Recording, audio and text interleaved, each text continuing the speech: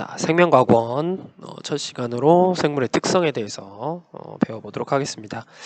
생물의 특성은요, 우리가 생명과학 1에서 처음으로 배우는 내용이죠.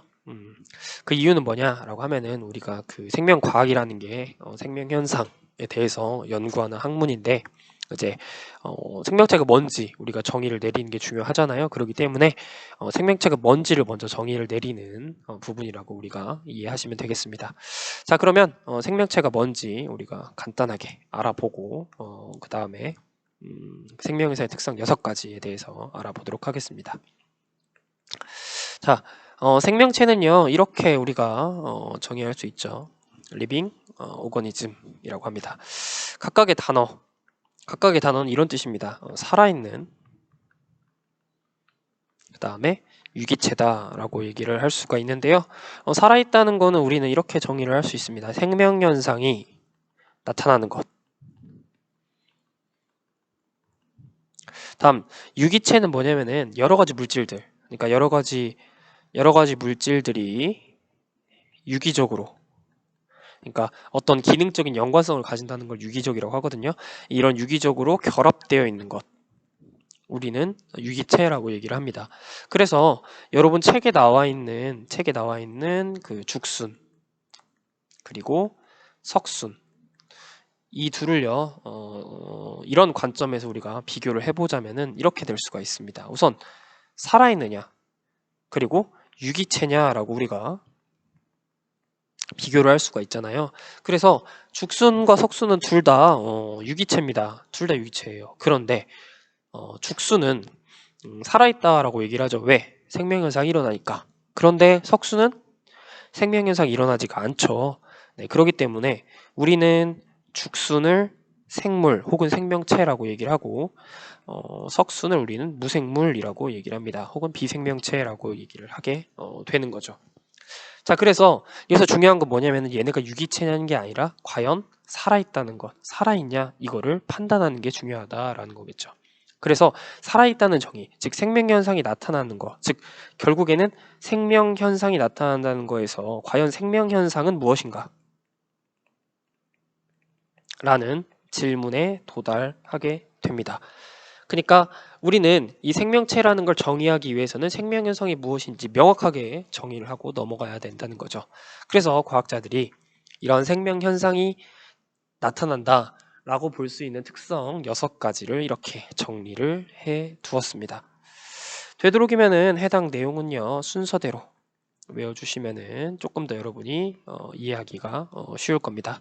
한번 우리가 3번 정도 읽어보도록 하겠습니다. 1. 세포로 구성, 2. 물질 대사, 3. 자극에 대한 반응과 항상성, 4. 발생과 생장, 5. 생식과 유전, 6. 적응과 진화입니다. 저는 한 번만 읽었지만요 여러분은 꼭 그 2번 정도 더 읽어보고 다음으로 넘어가시기 바랍니다.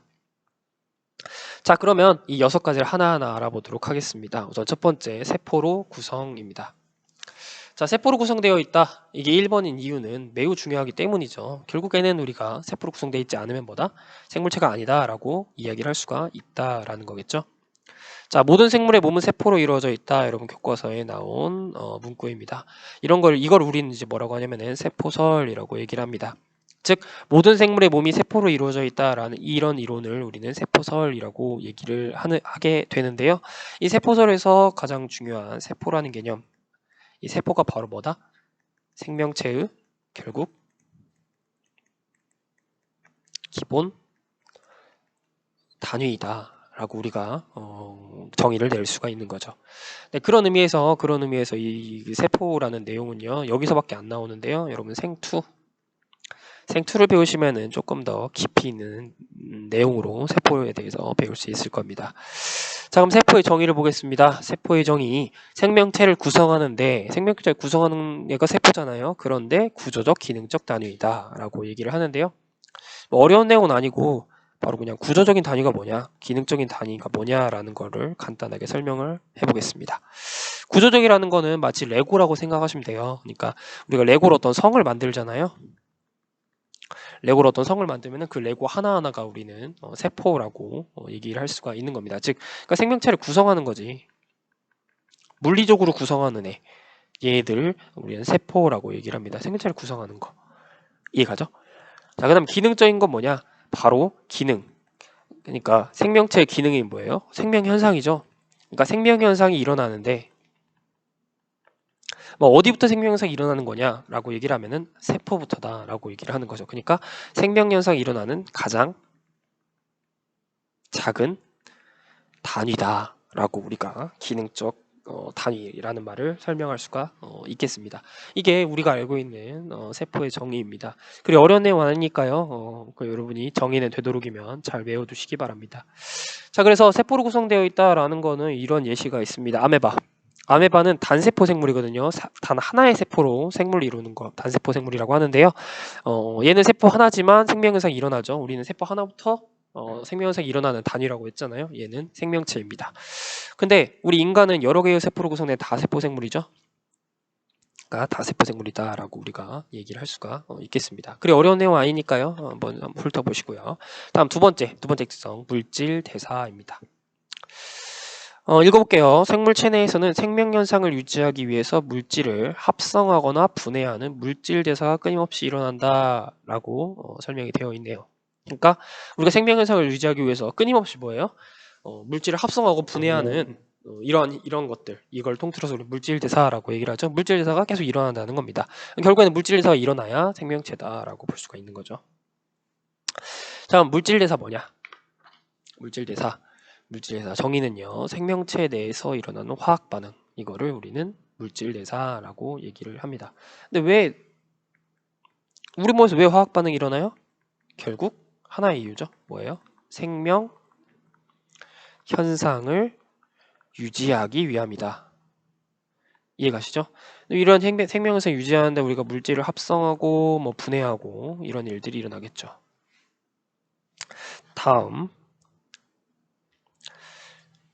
다음에 이제 이 그림이 나오는데요. 자세한 내용은 우리가 2단원에서 좀 더 자세하게 배울 거니까 여기서는 그냥 그림으로 물질을 합성하고 분해하는구나.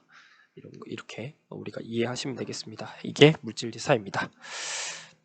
다음 세 번째, 자극에 대한 반응과 항상성입니다. 내용 한번 읽어볼게요. 내용이 잘 나와 있으니까. 생물은 여러 자극에 여러 가지 방식으로 반응한다.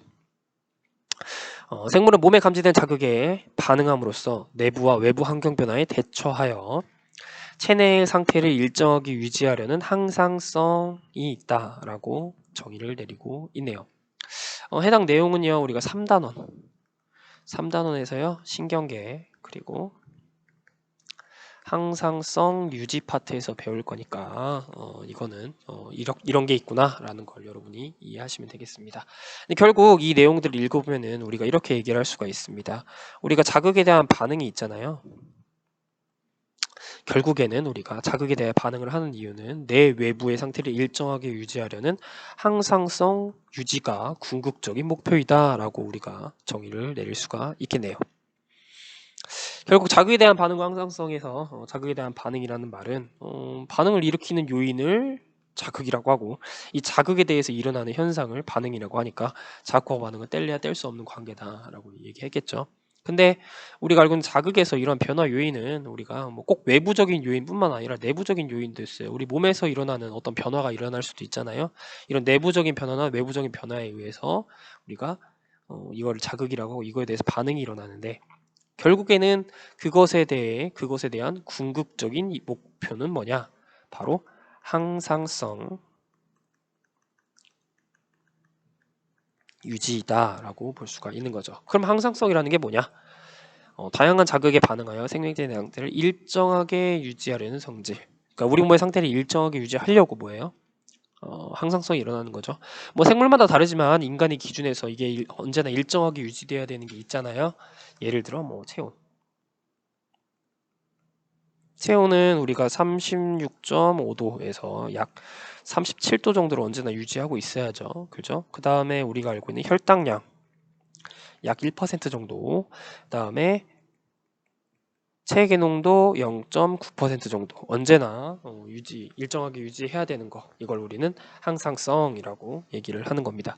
결국 자극에 대한 반응과 항상성은 궁극적인 목표가 되는 거죠. 자극에 대해 반응을 하면서 우리 몸의 상태를 일정하게 유지한다라는 거 내용이고요. 예시를 보시면 이렇게 할 수 있습니다. 식물은 빛이라는 자극에 의해서 생장이 일어나죠. 자극에 대한 반응이고요. 그 다음에 공이라는 거에 의해서 농구선수에 뛰어오르는 거 반응이고요. 그 다음에 더울 때 땀, 그러니까 온도라는 자극에 의해서 땀을 흘려가지고 땀이라는 반응을 통해서 체온을 조절하는 거, 항상성이겠죠. 이해가시죠? 네. 다음 발생과 생장입니다. 발생과 생장 읽어보시면요. 생물은 하나의 수정란이 개체가 되는 발생을 하며 어린 개체는 체세포 분열을 통해서 세포수를 늘려가며 생장한다. 핵심은 뭐냐? 우리가 체세포 분열을 통해서 세포수를 늘려가면서 생장한다. 그러니까 우리가 생장한다라는 거는 뭐예요? 세포수를 늘려가는 거죠. 세포수가 늘어나면 생장하게 됩니다. 자, 그리고 하나의 수정란이 개체로 되는 거, 우린 이걸 발생이라고 얘기를 하죠. 그러니까 뗄래야 뗄 수 없는 관계인데 결국에는 정리를 하면 우리가 하나의 수정란에서 개체가 되는 과정, 이걸 우리는 발생이라고 얘기를 했잖아요. 그리고 이 자란 개체가 뭐를 통해서? 세포 분열을 통해서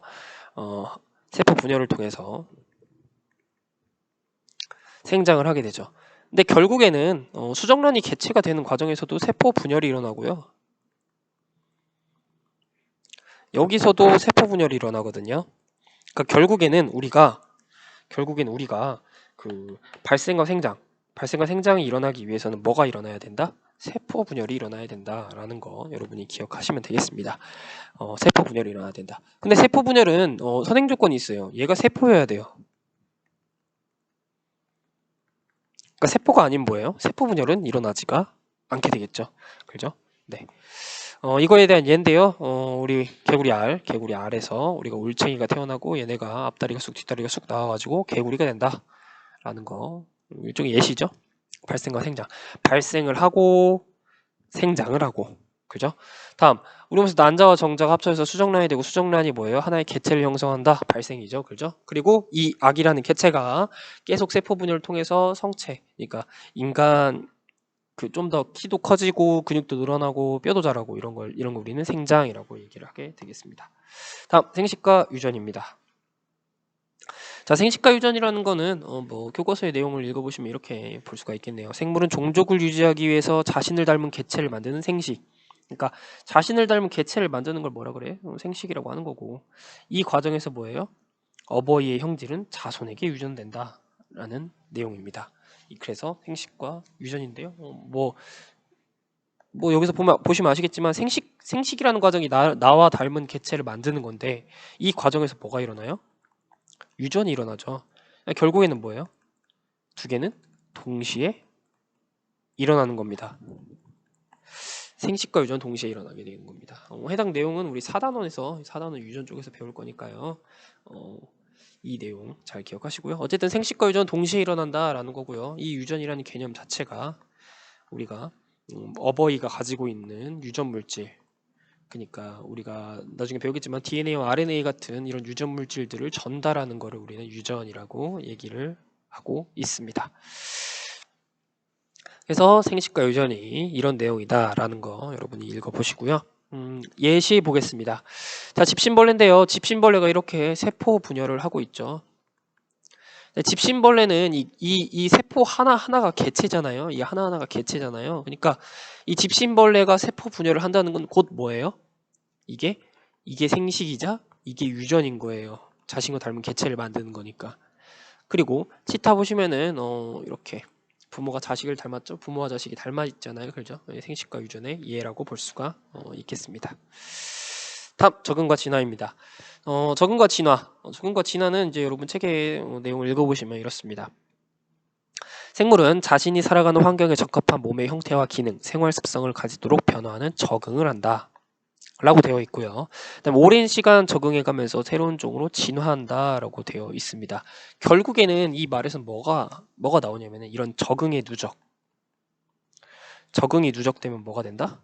진화가 일어난다라는 것을 설명하게 되는 거죠. 그래서 적응이라는 거는 우리가 흔히 말하는 새로운 환경에 적응한다 이거랑 똑같습니다. 그러니까 이 환경이 바뀌면은 뭐예요? 그거에 맞게 나의 몸의 형태나 기능 혹은 생활 습성이 바뀌게 되는 거, 이게 적응이라고 할 수가 있겠죠. 조금 더 여러분의 이해를 조금 더 돕기 위해서 적응과 진화 약간 구분해 보는데요. 사실은 둘은 이게 약간 뗄래야 뗄 수 없는 관계이기 때문에 하나로 외워주시는 게 좋습니다. 적응부터 설명하면요. 적응은 기능이 있는 거예요.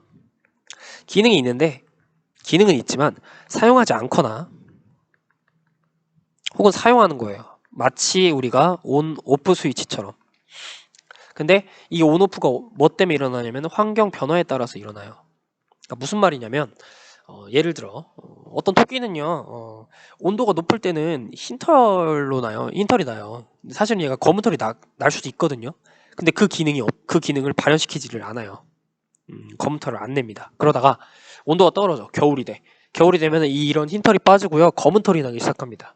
이 경우를 우리는 적응이라고 얘기를 하죠. 왜? 기능은 있었지만 사용하지 않았잖아. 이해가죠? 그러니까 내가 기능을 갖고 있지만 환경 변화, 환경에 맞춰가지고 이거를 끄거나 키거나 이렇게 한 거잖아요. 우리 이걸 적응이라고 하는데 진화라는 거는 이런 적응이 누적이 돼요. 누적이 되면서 새로운 기능이 나타나는 거예요. 이건 진화입니다. 이해가죠? 네. 그러니까 우리가 뭐 예를 들어 선인장 같은 거 있잖아요. 선인장의 잎은 원래 잎의 기능을 하고 있는데 나중에 가시로 바뀌잖아요. 이건 새로운 기능이죠. 그죠? 이런 것들. 이런 것들로 우리가 이해하시면 되겠습니다. 자, 그래서 보시면요. 뱀, 아래턱이 분리되는 거. 이건 어떤 이 기능이 나타나기 전에 어떤 적응의 결과로 나타난 진화였겠죠. 근데 이제 지금 이 기능을 갖고 있으니까 이건 적응의 결과. 여기도 마찬가지로. 그러니까 사실 적응과 진화는 크게 우리가 구분하기가 어렵습니다. 그러니까 적응과 진화라고 통째로 외워주셔도 여러분이 무방하다라고 설명할 수가 있겠습니다. 이번 시간은요, 우리가 생물의 특성에 대해서 배웠는데요. 생명현상의 특성 6가지를 우리가 하나하나 설명해 봤습니다. 해당 내용을 여러분이 너무 깊게 들어가려고 하지 마시고, 이런 내용들이 있으니까, 이걸 바탕으로 이렇게 이해하면 되겠구나. 이런 사례를 그러니까 이런 사례를 이거라고 이해해야겠구나. 라는 관점에서 여러분이 해당 내용을 여러분이 받아들이시면 되겠습니다. 자, 그럼 생명현상의 특성 6가지 한번 간단하게 이야기 해보고 강의를 마치도록 하겠습니다. 첫 번째가 세포로 구성이었고요. 두 번째는 물질 대사, 세 번째 자극에 대한 반응과 항상성, 네 번째가 발생과 생장, 다섯 번째 생식과 유전, 여섯 번째 적응과 진화가 되겠습니다. 이것으로요 우리가 생물의 특성에 대한 강의를 마치도록 하겠습니다.